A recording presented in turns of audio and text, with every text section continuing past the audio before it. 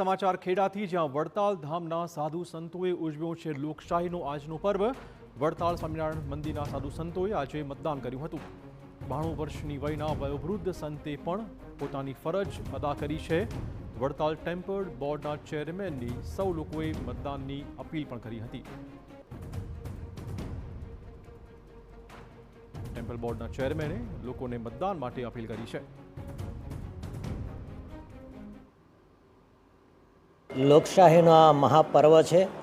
અમે વડતાલવાસી હરિકૃષ્ણ મહારાજ લક્ષ્મણદેવના ચરણારવિંદમાંથી ગુજરાતના સર્વ નાગરિકોને હૃદયથી અપીલ કરીએ છીએ, મતદાનનો અચૂક આપણો અધિકાર છે એનો ઉપયોગ કરજો। યથાસંભવ ત્વરિત ગતિએ મતદાન કરજો। તાપમાન વધારે હોય સવારે વહેલા પહેલાં ન્યાયે મતદાન કરવું અને અચૂક કરવું એવી મારી સૌને આગ્રહભરી વિનંતી છે।